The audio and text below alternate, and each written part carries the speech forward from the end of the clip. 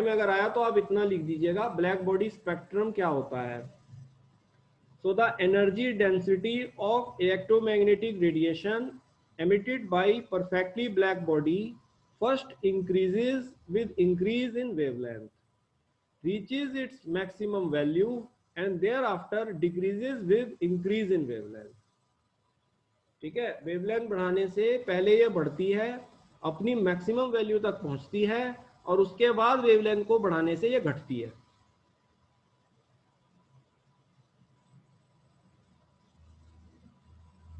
तो हम देख रहे हैं कि at longer wavelengths the energy density curves becomes almost flatter, यानी कि ये करीब करीब कांस्टेंट हो रही है जब वेवलेंथ बहुत लॉन्ग हो रही है EM रेडिएशन की।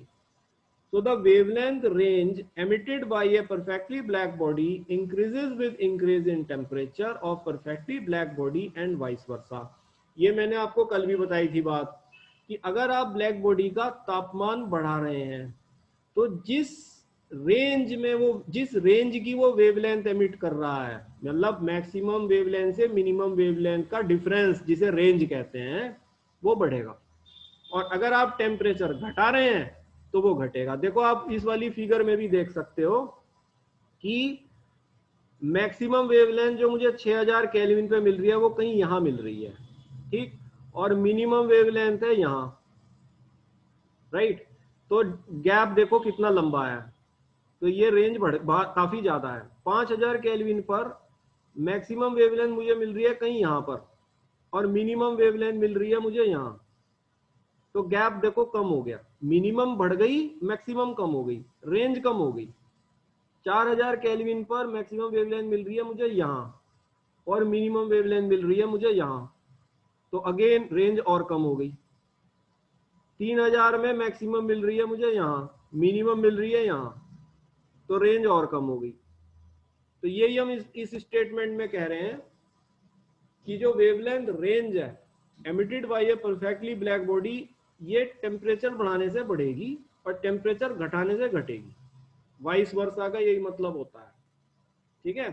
However at higher temperature the nature of spectrum does not change, at lower temperature the resulting radiation is a black body radiation.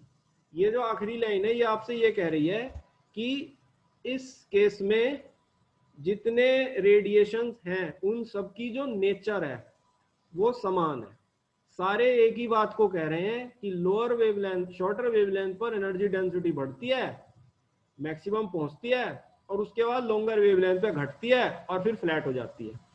तो यही आखिरी लाइन आपसे यही कह रही है कि जो भी रेडिएशन टेम्परेचर के बढ़ाने से या घटाने से आ रहा है वो ब्लैक बॉडी रेडिएशन ही है। इस कंक्लूजन पर हम पहुंच सकते हैं, ठीक है।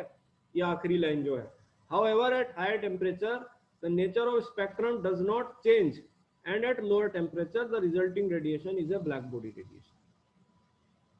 तो इसको आप नोट कर लो, अगर ये लॉन्ग क्वेश्चन में आया तो यहां से आप लिख सकते हो इस पैराग्राफ।